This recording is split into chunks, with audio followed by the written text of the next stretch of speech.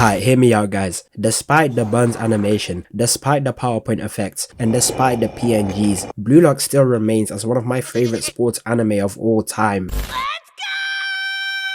Picture the scene. You've made it all the way to the World Cup final. 80,000 people in the stands. You got on the field. If you pass, your team's guaranteed to score a goal. The championships, the hope of a nation, they're all riding on you. Only an insane egoist could take that shot without a second's hesitation.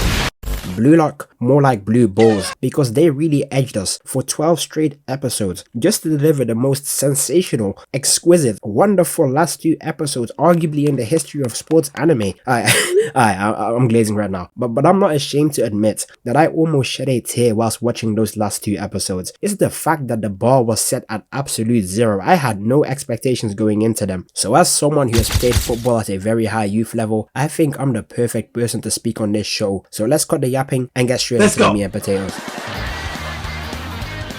Just as a little recap of what happened at the end of last season, Isagi teamed up with Rin and Bachira against the World 5, but they ended up getting touched pretty badly by Mbappe and Ari Kane. Kunigami's contract expired, so he went back to save the Soul Society, and this zesty freak took his place. And lastly, Ego announces a second selection in preparation for a game against the Japan U20s team to decide who will represent Japan in the Youth World Cup. And that brings us to the second season. It starts off with some type of flashback of Itoshi's side telling Rin that their dream of playing together as strikers is over, and the only way for him to get it back is by beating him one-on-one. Sae hits Rin with a double step over into a Ronaldo chop followed by a drag back. Had this man Rin chasing him like it was a dramatic anime death scene. Sae scores the goal and turns around, basically hitting Rin with the "Have you ever trained?" And that brings us to the official start of the second selection. We first had 300 Squid Game contestants, but now we only got 35 left. So how the second selection works is that Ego has his core 6 best strikers that consists of Rin, Shido, Karasu, Otoya, Yukimiya, and my nonchalant dreadhead Nagi. So the teams are split into 3 sections based on rankings, and the remaining 29 players can basically pick who they play with by adding 3 players to the existing members of the top 6. That would leave one team with a man down, but that spot will be filled by my schizophrenic Ronaldinho regen Bachira, who will be allowed to play 2 games. It's a bit confusing, so stay with me. They chose this format to not only decide who will be in the starting 11 for Team Blue Lock, but also to see who has the best chemistry with the top 6. Ego is trying to make sure we got all green links, so you already know it's high stakes. We get to see the top 6 interacting, and we also get to see more of Shido. He was already about to run the ones with Bachira in season 1, but that wasn't enough, because he goes to Rin and hits him with a Yuji Itadori spin kick before Ego interrupts them. Fast forward and we see that Isagi chose to play alongside Rin in an attempt to devour bro, and his other 2 teammates are Nadase and Hiyori, and they'll be up against Karasu and Otoya, who'll be teamed up with Shigiri, Scar from Full Metal Alchemist Brotherhood, and Jude Sharp. Seems like we got ourselves the battle of the fanboys.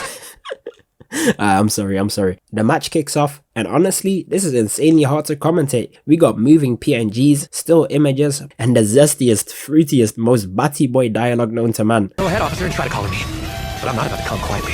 Forcing it through a tiny gap, huh? That's kinda hot. When I'm with you, I'm throbbing like never before, and I don't leave my heart. All that gotta come, 'cause don't go. Isagi and Rin play some quick tiki-taka gameplay before Shigiri intercepts it. The ball is about to go out of play, but Shido runs towards it with his back turned to the goal. Isagi makes a third man run, hoping to be in a position for the cutback, but this man Shido, on some Zlatan Ibrahimovic timing, flicks the ball into the air and backheels it into the goal. This is magnificent. Wait, hold up. Is he turned on? Karasu steps in and blitzes past Isagi before doing a double step over into a curve turn, going past Shido and putting it in the top corner. It's 1-1, but Isagi begins trying to analyze Karasu, forcing him into a 3-on-1, but that's when Otoya the Naruto fan sneaks in behind Rin, allowing him to score an easy 1-on-1. Hadra out here running around like he was playing New Super Mario Bros. DS.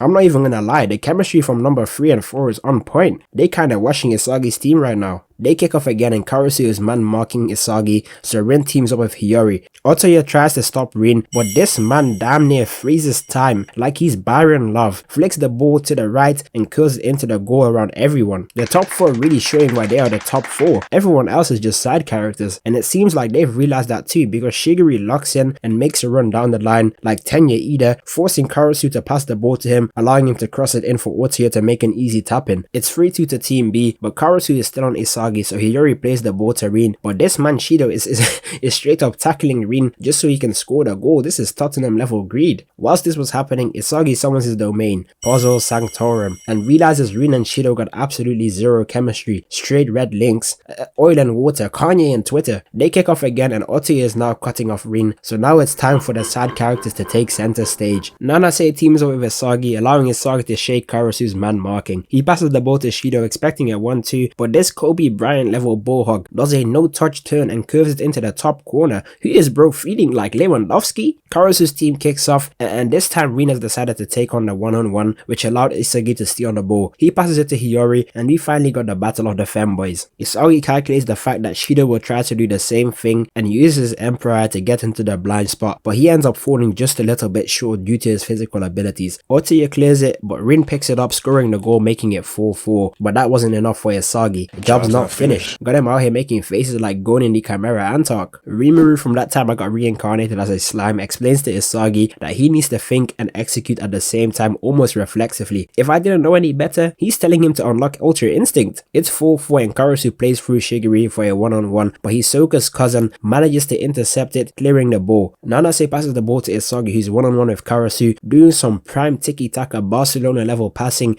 before playing it out to Hiyori, and this shot always kills me anytime I see it. This is like when you're playing in the park and no one trying to stay back on defense. These guys are starving, and just as it seems like Rin or Shido is about to get it, this man Isagi Naruto runs into the frame and hits the ball on the volley straight into the top corner, celebrating with the Spider-Man pose. Sensational. This is exactly what I mean when I say this show is just straight up hype. And hey yo, why does man mount him like that? We cut over to the next game and it's Reo teaming up with Nagi. Now the best way to describe Reo is basically like Kisei Ryoto from Kuroko no Basket, and you're soon gonna see why. On Team Nagi and Yukimiya, we got Reo, Gagamaru, and this plumber. And then on Team Rin and Shido, we got Connie, the zesty guy, and the tallest player in Japanese soccer. Let the squabble commence. Reo is really moving like Kanye when he lost Kim. He's acting like Nagi cheated on him or something, talking about some "I should be next to you." Whose mans is this? Go home! The match starts and Connie passes the ball to Shido, but Gagamaru hits this scorpion kick pass back to Yukimiya, who hits Rin with a step over, damn near speed blitzing him before using a phantom step and running past Shido too. And then to top it off, this man hits a knuckleball into Nagi, who traps it and finishes it off. What a character introduction. I owe you an apology. I wasn't really familiar with your game. And then we got this man Reo talking about some "I'm not good enough to satisfy you anymore." Who wrote this freak ass dialogue? P. Diddy? And I got to say in all honesty, it's the biggest piece of dog shit that I've ever heard. They kick off and Reo accepts the fact that he can only do things at 99%, dropping one of the coolest IG captions of all time. "I stopped being a jack of all trades, I'm just a master of them all." He gets the ball and flicks it to the right and says, "It looks much cooler on me," before hitting a knuckleball, copying Yukimiya's technique, solidifying himself as a member in the Hall of Copycats. Team A has not lost a single match yet, but Rin and Shido got zero chemistry to the point that they have straight up started squabbling. Rin steps in with the most telegraphed overhand right of all time. Shido weaves in full counts with a knee to the face before hanging in the air like Magneto, about to deliver a devious down heavy. But luckily for Rin, this man Ego presses a button and electrocutes Shido. The animators really spent all their budget on this one frame. Why is it in 4K? Fast forward and Ego steps out in the flesh wearing Crocs with no socks, ready to announce the lineup. And this had me so excited. Of course, at striker position, we got none other than Rin. Then moving on to the goalkeeper, we got Gagamaru, which makes sense since he's so athletic. I would have thought they'd at least like get a real goalkeeper or something. At the two centre back positions, we got the zesty Tokyo Ghoul fan with the fabulous nails and the hentai protagonist. Then at left back and right back position, we got Shigiri and Bachira. Shigiri makes sense, but I really wish my goal Bachira was playing on the wing. Up in the CDM position, they put Karasu, and on the left and right wings, we got Yukimiya and Otea. Yukimiya low-key looks like Aizen now that I think about it. In the first camp position, we got Seishiro Nagi, leaving the final piece, the Naruto and Sasuke of Blue Lock, the GOAT, Yoichi Isagi. Sadly, Baro, Reo, and Bakugo are forced to ride the bench. But I know you're all wondering, where is Shido? Yes, they done locked up this teenager over a game of football, put this man in solitary confinement as if he's an apprentice of a shaitan. They had him in there like Sosuke Aizen. Matter of fact, they literally had him in a 1-by-1 cell, sealed away from the world like he's Tai Long. This cannot be legal. Where are his parents? Turns out Shido wasn't compatible enough to play on the Blue Lock 11, and Sae Itoshi has taken an interest in his abilities, so Sae pulls up on him, offering him a spot on the Japan U20's team. And I'm not gonna lie, this is tough. If I show you the scene with Sae looking like Joker from Persona and told you it was a sports anime, you'd say I was lying. And to top it all off, Ego starts instigating like Prime Mark Phillips to get Rin even more fired up because Sae chose to play with Shido instead of his own blood brother. That's tough! There's officially 2 weeks left till the match between Blue Lock and Japan's U20, so we spin to Sae and Shido, who are now on Japan's team, and Sae is talking straight disrespect. You ain't never gonna be shit. Your mama wasn't shit. Your daddy wasn't shit. You think you gonna be some shit? And then Shido speed blitzes Sendo, dodging the command grab before following up with a head kick, just to get blocked by and body checked by none other than Aiku Oliver, the captain of the Japan U20's team. Ego decides to put these guys through a classic shonen training arc and teaches them the concept of flow states, or better known as the zone. This is a mental state in which a person is completely focused on a single activity, the exact point where the level of difficulty meets your current abilities, allowing you to put almost 100% of your brain power into set task. It's been referenced in other sports anime like Kuroko no Basket, and despite it seeming like something fictional, it's actually a real thing spoken about by athletes and sports scientists. As you guys know by now, before my surgery I played football at a high youth level in mainland Europe and the UK, but I've only managed to reach the flow state twice in my entire career. It felt like my movement was completely instant and I didn't even have to like actually think about what I wanted to do. Time sped up and slowed down like simultaneously. It's so weird to explain, but the moment I got out of it, I'd already scored a goal.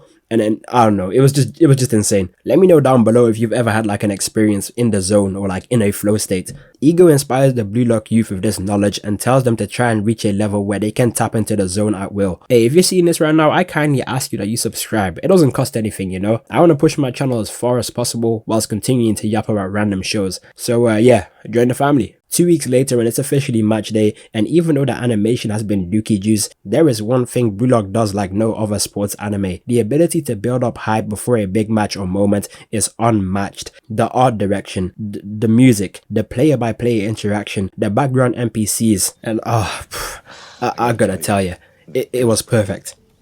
Perfect. This show makes me want to dust off my old football boots and just start training again. The only other show that even comes close to this sort of hype is Inazuma 11. The players officially walk out, and this Rin and Sae interaction gotta be a reference to that Ronaldo and Mo Salah meme. So as the clock nears 0 and the players officially walk out into the fully filled stadium, the whistle blows.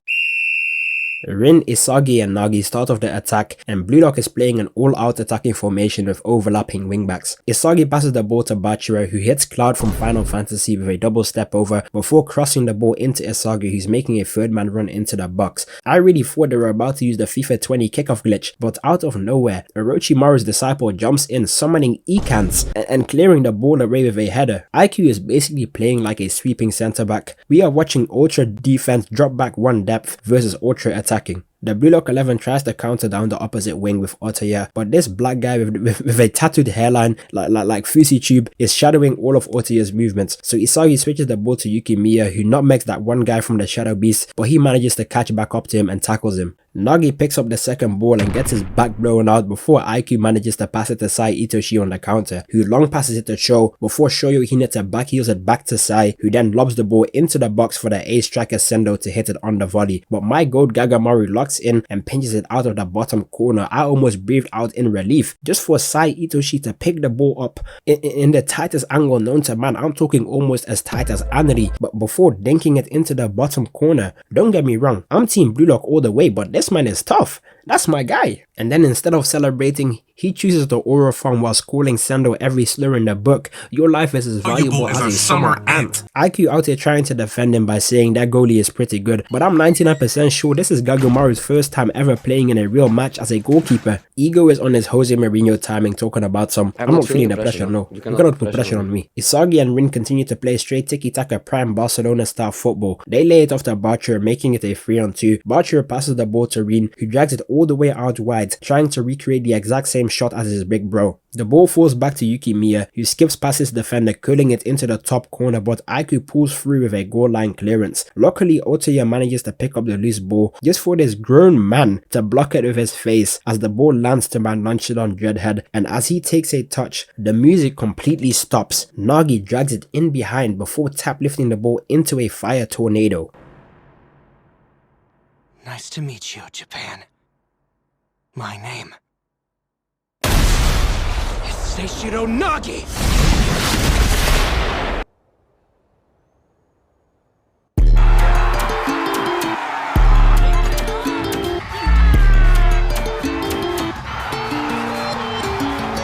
Yeah, baby, this is what I've been waiting for. This is what it's all about. Alhamdulillah, oh my days. This goal was so good, I almost threw something on the grill. This had me perplexed. Imagine the look on my face when we got more than 6 frames of fluid animation. Grateful beyond belief. It's 1-1 and the game resumes. And Rin and Sae are finally having their first one-on-one. And I'm slowly starting to think Sae is completely, genuinely, and utterly oblivious as to why Rin is even mad. This has to be some sort of one-sided beef. Sae could care less. Rin is getting spun around before Sae Itoshi hits this man with a reverse elastico nutmeg. What in the name of Junior?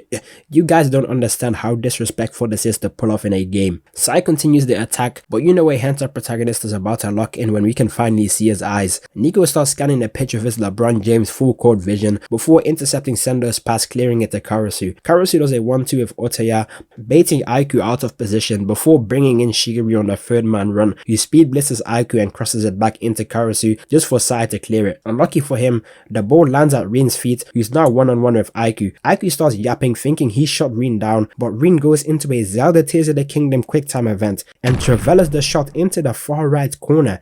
GG. That's all I can say. GG. There's 5 minutes left on the second half, and Blue Lock has decided to go drop back free depth, setting up the Great Wall of Bossing Sae. They are holding them off pretty well, and with 1 minute on the clock, Sae picks up the ball and what the hell? Never in my entire career of playing football have I seen anyone perform such tomfoolery on the pitch. This is some Inazuma 11 level nonsense. Sae crosses it to Sendo, who gets intercepted again, but Sae picks up the rebound, seemingly smacking it into the top corner, but Ken Kaneki manages to save them. And look at the way Shido is smiling on the bench. This is that smile you make when your coach has decided to bench you and your team begins losing. It's 2-1 going into halftime, and we get to see Isagi's parents, but more importantly, we get to see Bachira's mother, Shigeri's mother, and Shigeri's sister. I'm not one to dabble in the snow, but I've recently refrained and rebranded for my ignorance and seen the beauty in all colors, shapes, and sizes. Back to more important stuff. The Japan U20s are actually losing to Blue Lock right now, and the switch from Blue Lock's locker room to the Japan U20's locker room is genuinely hilarious. Sae Itoshi was already stripped down to his undies, ready to leave. I just want to get this off my chest. That shit was not my fault. Y'all are trash. And I mean this from the bottom of my heart. Y'all are trash. Yeah, nah, Sae really told them to put the fries in the bag, but then Aiku finally agrees to let Shido play the second half, convincing Sae to stay. We get a little backstory, and I'm honestly starting to think Rin is tweaking for absolutely zero reason. Like, Sae and Rin had a dream of becoming the best strikers in the world, but when Sae went to Europe as a striker and got shown levels, like he basically got sunned and realized he ain't good enough to be a striker, so he became a midfielder. And this man Rin just started tweaking out like the Joker, out here playing with pure hate solely for the love of the game, just like Battle Beast. Nigga, I get him up with any nigga on this earth, bruh. I swear to God, I never been no coward. Surely a mere positional change should not warrant this type of anger, this type of rage. Anyways, we return to the second half, and this zesty Hisoka regen has officially made his entrance onto the battlefield. The half kicks off and Shido dragon dives through the defense, doing 1-2s with Sendo. Sae finds Shido through on goal, but luckily Nico pulls through and damn near breaks his toe, stopping Shido, picking up a yellow card. The ref already done more in this game than they have done in the entirety of Inazuma 11. Shido was ready to squabble with the hentai protagonist, but Sae holds him back. Sae and Shido stand over the free kick, and I did not expect to like them this much as a duo. Shido pretends to take the free kick, making a flanking run while Sae crosses the ball past Shigeri into Shido, who manifests with the wings of Shaitan. I'm talking the wings of the devil, hitting a first time mid-air volley, making it 2-2. You can really see when they started to take the animation seriously. Even got Isagi out here giving away free Instagram captions talking about the carnival of the genius and the devil. But sadly, Shido lost all his aura when he was in the middle of the game telling Sae he was going to come. I'm getting so high off endorphins. All that gotta come. Don't go premature. Unlucky for Team Blue Lock, Nico and Shigiri are at their limits. Nico got injured and Shigiri ran out of stamina. And damn bruh, seeing Shigiri like go out like that really hit home as someone who's like lost their career due to injuries. But hey, that just goes to show you the importance of never giving up. Better to chase a dream knowing that you did than living a life of regret knowing that you didn't. The joy and freedom in life lies in the fact that you can do whatever you put your mind to. So don't let society box you in and force you to conform to someone else's idea of life. Alright, hey, you guys said you wanted more hope core, so I'm gonna keep them coming. But on the real, you don't want to be on your own deathbed like crying or feeling empty because you chose to live a life of mediocrity due to fear or the perception of others, rather than going out there and chasing whatever you truly wanted to do. Reo and Hiyori get subbed in, and Reo as a centre back is a pretty interesting choice. Hiyori has been brought in as a right winger and Otia has been dropped back into as a wing back. Blue Lock 11 kick off and pass the ball to Hiyori, who summons his domain, Frozen Wasteland. I don't know who he's feeling like, Urame? He switches the ball to Karasu, who flicks it back to him so he can put in a cross, but Aiku manages to block him. And why is everyone out here showing off their key? This is not Dragon Ball, not a single ball in sight. Sae and Shido hook up again, but that don't work. There's no way out of this one. You're done. Because Reo the copycat ninja Ryota steals Aiku's summoning jutsu and pulls up on Shido, clearing the ball with a header. And this chameleon screen frame is so unnecessarily tough, bro. I know Reo put this on the gram like cheap knockoff. Nah, I'm the upgrade. It's pretty even right now, but this man Shido is out here talking about explosions like he's Deidara. Sae intercepts the goal kick and sends a long ball over the top. Gagamaru heads it out, seemingly clearing it, but the music goes silent before the literal Pillarman theme starts playing, and Shido is real life ejaculating before hitting a Zlatan Ibrahimovic overhead kick from like 30 yards out. What? Oh hell nah. Oh hell no. If we just ignore the sperm cells on the screen, this was unbelievably hard. Shido Ryose is the first person to enter the flow state. It's officially 3-2 and Team Blue Lock is doing bad out here. Everyone's hopes and dreams have been depleted, and Ego Deadass said he don't got a plan anymore. Isagi runs to him asking him for support, and he basically explains that Blue Lock has already won. Even if they lose this game, everyone from Blue Lock was able to show their talents to the world, and they'll just be picked up by teams in Japan and continue their development. But Isagi is really not trying to hear all that. Listen here, you long neck, slim body, ball cut having ass nigga. We gonna win this game, so shut your bum ass up and help us out. And that really had Ego looking like a proud father, had him cheesing ear to ear. And that's when he calls on his trump card, the Joker, Shohei Baro. Nah bro, when I saw him step out of there with all that cursed energy flowing through his body, I knew he was about to cook. They start their all-out attack formation and Hiyori passes the ball to Isagi, but this man Baro comes through with his astral projection and snatches the ball, hitting more black flashes than Yuji Itadori. He hits the post and Yukimiya picks up the loose ball and opens his domain, Joga Bonito, Dance of the Fireflies, and begins weaving and dribbling around past everyone like he's playing FIFA Street and shoots a knuckleball, but just when it seemed like it was flying in, Aiku manages to block it. We end up getting some background on Aiku, and Aiku is basically just Aowashi. He originally wanted to be a striker, but after realizing how big and strong he was, they forced him to become a defender. That's rough, buddy. The striker to centre back and the third winger to full back pipeline needs to be studied. We cut back to the game, and Aiku has officially reached the zone, opening his domain expansion, Requiem Analysis. He can now see all the hypothetical decisions each player on the pitch could take and can act accordingly. But Rin spotted him and opens his own simple domain to counter Aiku. What am I even saying, bro? This is some Kuroko no basket level nonsense. Aiku blocks Rin and Sae picks up the ball before passing it to Shido, who hits it into the top corner. But my god Gagamaru hits the same move as that Colombian goalkeeper, stopping the shot. Reo runs in on the rebound but uses his Sharingan one more time, copying Nagi's scoop turn inside the 6-yard box and clears it all the way to Nagi. They counter the counter and continue to do some tiki-taka style gameplay. He flicks it to Nagi, who flicks it back to Isagi, almost allowing them to break through, but sidetracks all the way back, seemingly putting a stop to it. However, Rin makes a third man run, so Isagi passes it just for Aiku to block off the final route, and it seems like the opportunity is wait, what's that noise? What am I hearing? It can't be. Is it him?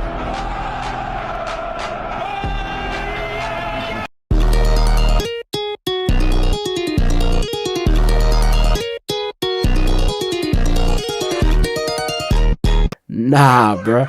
Baro penetrated the back line and hits it into the top corner with some nonsense that looks straight out of Hades. Immaculate, sensational, beautiful. They done even the odds. It's officially 3-3, and this feeling of pure exhilaration is something that you can only find in shonen-esque sports anime. Now, I'll be honest, up until this point, I have been neglecting the Blue Lock additional time, but I cannot let this go unnoticed. Why the hell did they put this man Baro in a maid costume? We enter into the final core, everyone has decided to lock in, even the nonchalant Sae Itoshi has fully locked in, damn near developing Tokyo Ghoul eyes. He proceeds to take on almost the entire team, but Rin is tracking him and reading his big bro, allowing him to intercept Sae's passes. They take the kick, and finally, Bachira is getting some damn screen time. They really been giving my goat the Rock Lee treatment. He finally opens his own domain, Phantom Footwork. Field of the ankle breaker. He starts spamming stepovers like young Ronaldo before sombrero flicking the rat face guy. He gets sandwiched but does a Cruyff turn, coming one-on-one with Aiku and lift tapping the ball over him, allowing him to chip the keeper. Magnifique,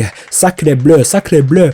I could almost shed a tear. Boy, this is some nonsense. Why did they rob my goat? He literally drove past the whole team, including Aiku. You guys couldn't at least give him a goal? Senna does a goal line clearance, giving the U20s yet another lifeline. We get this beautiful sequence of everyone scrambling whilst the ball ends up back with Sae, who flicks it to Aiku, who ends up kicking the ball, but Rin pulls through and blocks it. Rin is locked and dead set on preventing any more goals from happening. Sae takes the corner, baiting Rin and Aiku into the jump, but Shido sneaks through, and I low-key thought it was over. With how the music was playing and how much time was left in the episode, just for him, Sagi, to pull through and clear the ball.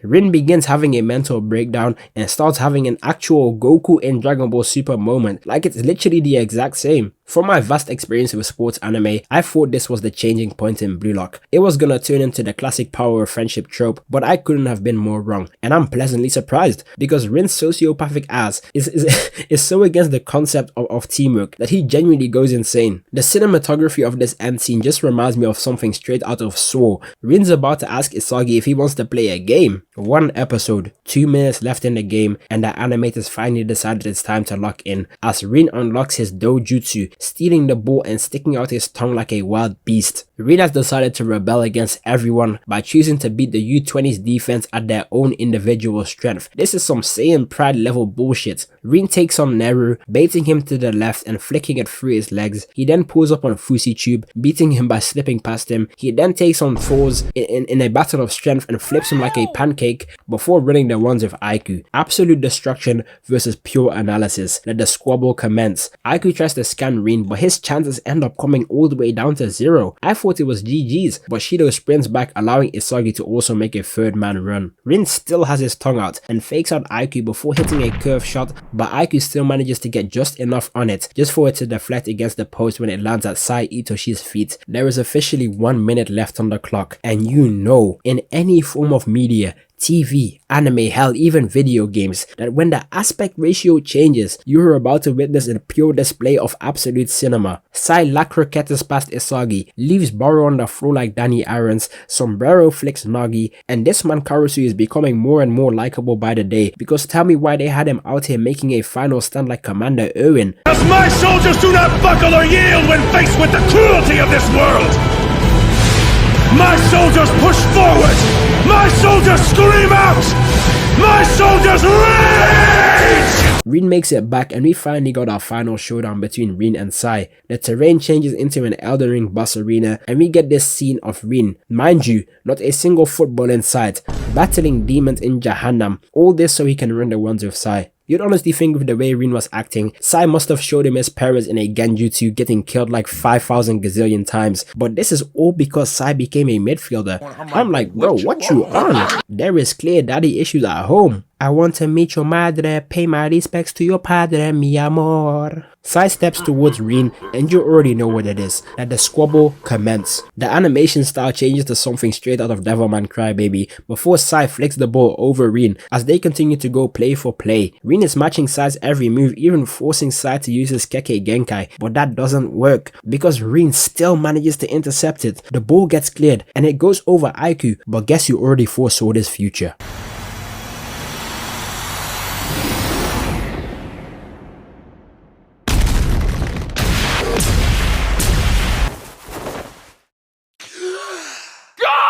Golazo! Golazo! Muy bien, por favor. Arigato gozaimasu. Thank you well. Jerry Jeff.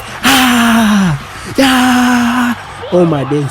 Suyoku da da da de. Shupa ba ba ba da ba ba ba. Suku da da da. Did you guys really think him, Sagi, Clutch Sagi, Goat Sagi wouldn't get his goal? Sae gives Shido his number, Aiku accepts the fact that Isagi just beat him, and Rin and Sae, Sae decides to rage bait his little bro one more time by telling Rin that Isagi is the striker that will change Japanese soccer. And then Isagi also gets his final post-game interview, for free. What an amazing game. I'm choking up even doing this voiceover.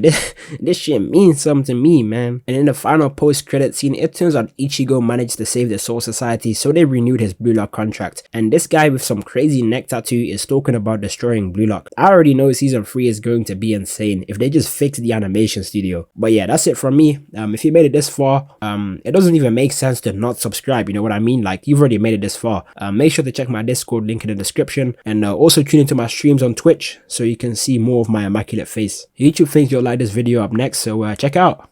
Peace.